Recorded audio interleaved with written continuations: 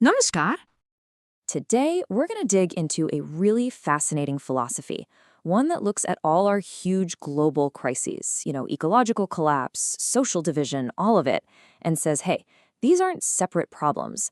Instead, it sees them as symptoms of one single deep-seated imbalance. And the proposed solution? It's a pretty radical new vision called Prout and Neohumanism. And really, it all comes down to this one big question, right? Are we just running around putting out a bunch of separate fires? Or are all these massive crises, ecological, social, you name it, actually just symptoms of a single, much deeper problem in how we think and how we live? Okay, so to really get this, let's first take a hard look at the state of our planet. What's the reality on the ground? This really puts the fragility of our entire ecosystem into sharp focus.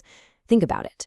Our whole existence, everything, hangs by a thread on natural cycles we barely even notice, things we just take for granted, like rain.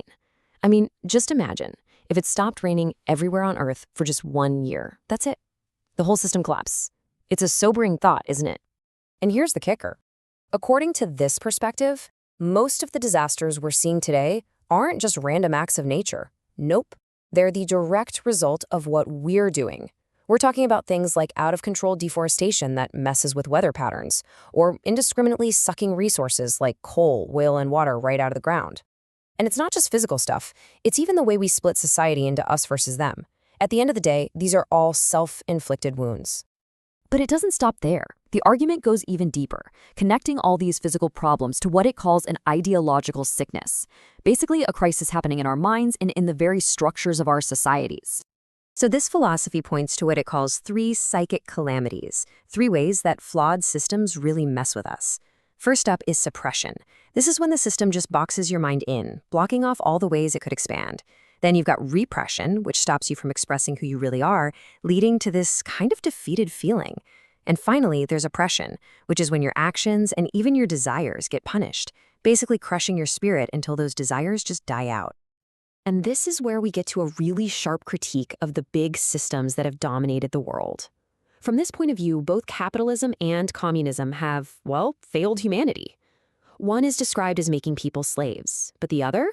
It's seen as even worse, basically turning the human mind into just matter, something lifeless. The core argument is that both systems are built on that very same foundation of suppression, repression, and oppression. And the result? A polluted world and just immense human suffering. So after laying out this pretty bleak diagnosis of the problem, both in the physical world and in our ideologies, what's the solution? Well, this is where a radical new philosophy enters the picture. Okay, so the practical hands-on framework for this solution is called Prout, which stands for Progressive Utilization Theory. You can think of it as a kind of socio-economic blueprint. It's designed to help all of us, humanity as a whole, move forward to evolve from imperfection towards perfection. And if Prout is the blueprint, then the engine that makes it all run is something called neohumanism. This is really the philosophical and spiritual heart of the whole idea. Its goal is to expand our minds, to help us see beyond all the little divisions that separate us, and to extend our circle of care and responsibility to include all of creation.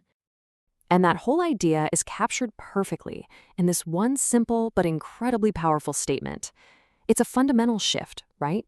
A move away from a worldview that puts humans at the absolute center of everything. Okay, this all sounds great in theory, but you're probably wondering, how does it actually work in practice, especially when it comes to the economy? Well, let's dive into the economic model that Prout lays out. So, this economic model is built on 4 core guarantees. First, the absolute minimum requirements are guaranteed for everybody. No one falls through the cracks. Second, special amenities are there for people with special capabilities. But here's where it gets really interesting. Third, the maximum amenities are guaranteed for all common people. And fourth, all of these guarantees are meant to be continuously increased over time. It's about creating a rising tide that truly lifts all boats, not just the yachts. And the whole point of this, the immediate goal, is pretty simple: to free people from that constant, grinding struggle just to survive. That day-to-day worry about food, shelter, the basics. The idea is that by providing that fundamental economic security, you unlock a massive amount of human potential. And that freedom is what leads to the ultimate goal: See, once people aren't bogged down by basic material worries, they can finally start focusing on higher pursuits. The vision is this incredible evolutionary journey, moving from a focus on the purely physical up to the intellectual, and then ultimately to the spiritual. All right, this brings us to our final section, and it's all about the powerful sense of urgency and momentum that this whole philosophy calls for. Now, get this. According to the source material, this isn't some far-off utopian dream for the future. The claim is that this huge historical shift is already happening. We're not just standing at the door of a new era, we've actually just stepped across the threshold. So what kind of spirit does this new era demand? It's one of dynamic, nonstop progress. The call to action is to move with ever-accelerating speed. It's not just about moving forward. It's about hitting the gas and accelerating into what comes next.